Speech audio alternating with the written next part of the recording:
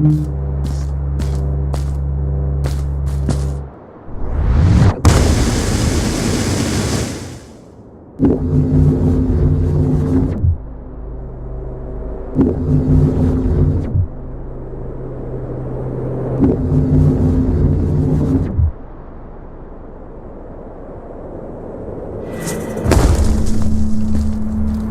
landed hard and felt the impact vibrate through my body. The suit had protected me, but it was in bad shape. The rocket boots were worst off. The crash had ruined the functionality completely. I knew that if I stayed here to fix them, I would probably freeze to death. I had no other choice than to press on.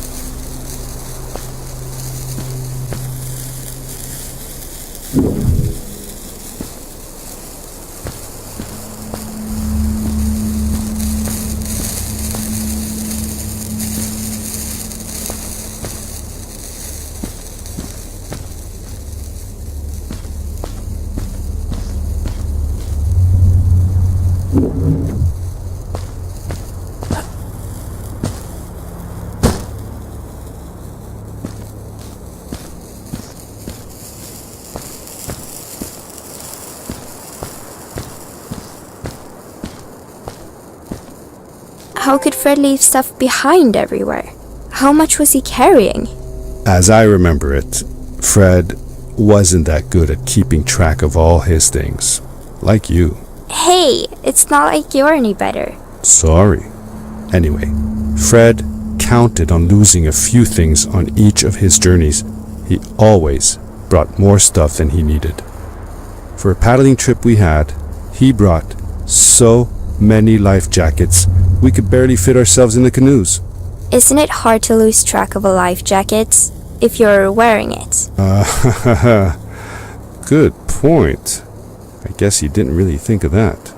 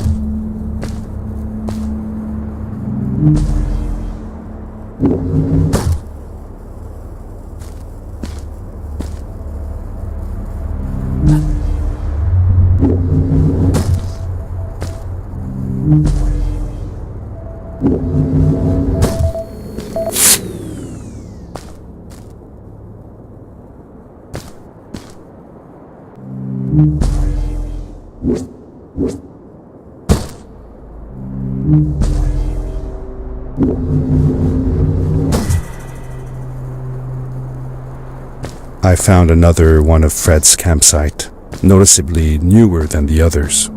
The fire was still smoldering, and I could faintly pick up the smell of the aftershave he always used. I was closing in on him. I could feel it. He had left some tools behind that I could use to repair my boots. That should do it. Good as new.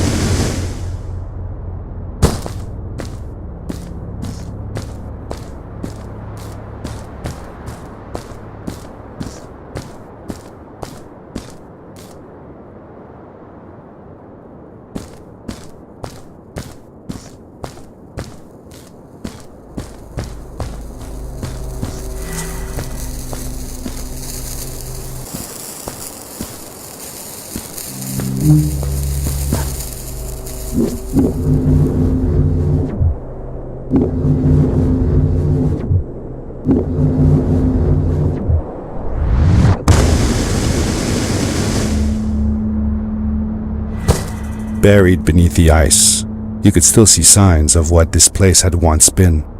Something not unlike the caves where the village lay. The ice age must have come suddenly, washing over it like a freezing tsunami. Now it lay desolated, haunting anyone who dared visit, with falling stalactites, sharp icicles, and its bottomless depths.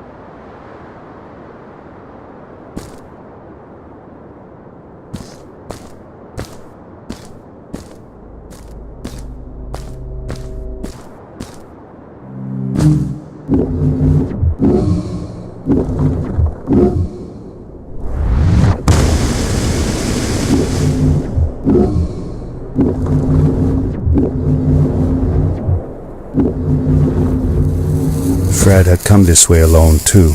I took some comfort in knowing that whatever problems I faced now, Fred would have faced them too, and beaten them. If he could do it, I could do it too.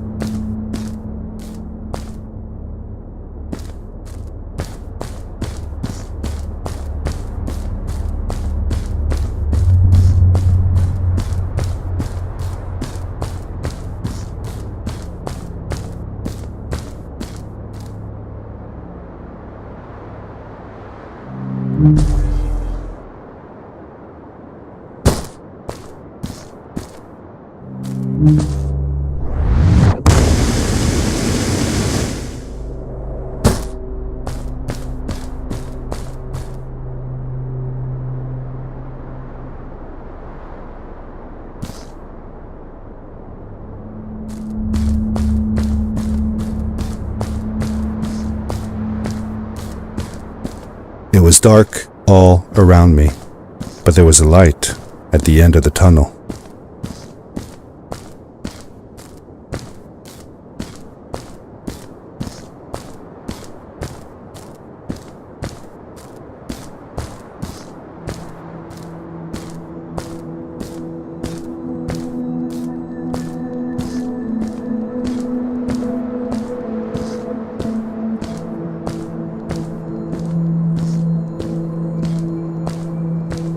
Hello? Nephew? Uncle Fred, I finally found him. My little boy. I'm glad to see you. And you're wearing the suit I made you. But how can you be here? I said that I found the suit in his workshop and that I came looking for him. I'm sorry for being away for so long. But I've been busy down here, you see. The frog people. That was an experiment of mine. Do you remember the eggs I found before? I sent them here by accident, and I had to follow. By the time I got here, they were already growing. These caves were empty before, but my experiment has made them full of life. I've conducted research on them and documented everything about them. And I built a new crystal-powered pad to be able to get back to my colleagues, show them how fantastic this all is. I interrupted Fred and told him about Maddie, how we came all the way to Starhaven together, and that I had promised to ask him if he would go see her there. Madeline. My little Maddie. I should have taken her to see Starhaven long ago. She was always so curious about the strays. When I left her, I wanted to protect her. Or rather, protect myself from losing her. I've changed my mind. I'm not going home. What does research or praise matter when I can be here with these creatures? They need me. And it's just as well. I don't trust this pad for more than one ride anyway. You need that ride. I didn't want to go home, and I asked if I could stay with him and Maddie instead. I'm sorry, nephew. As much as I enjoy having you here, you must go home. Explore the world on your own. Have your own adventures. I reluctantly agreed to go home. I was going to miss my uncle. I will miss you too. But I'm sure you'll do phenomenal on your own. And don't worry about me or Maddie. We'll be fine. The pad is yours, boy. When you're ready.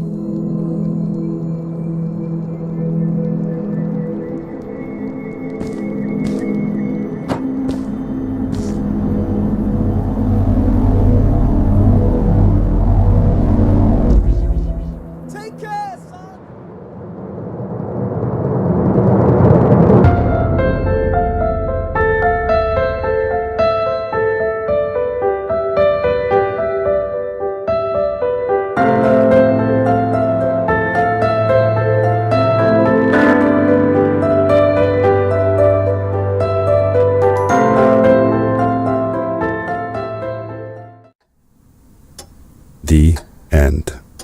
Now, good night, sweetie. Wait, Dad! Does that mean Fred is still there? Who knows?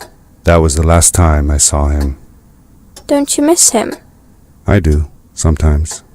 But I don't worry about him, because I know that wherever he is, he's on his biggest adventure yet.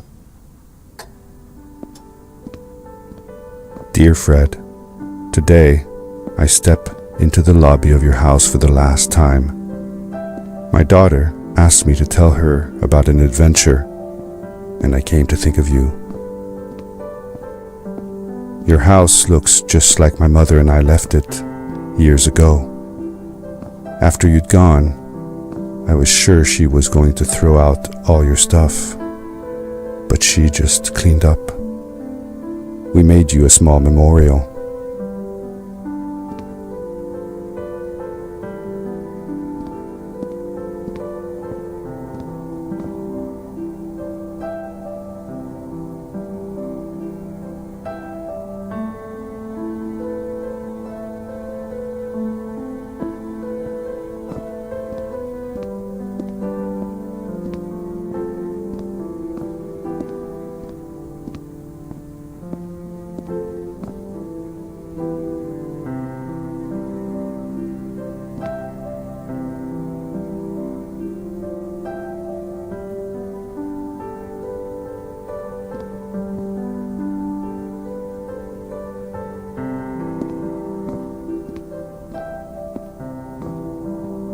For a while, I came here every day, just like I used to.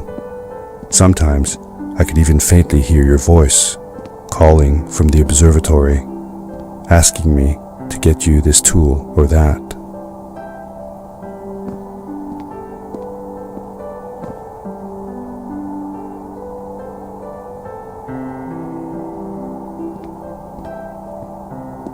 I never told my mother about that day.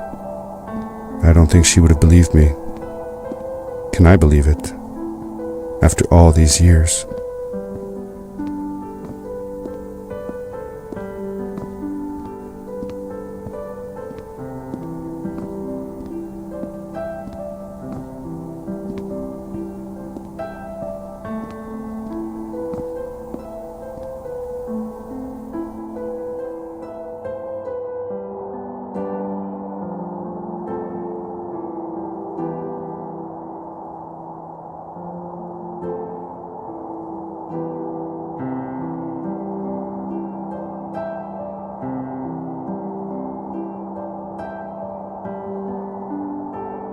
Uncle Fred, thanks to you, I have found an even greater adventure.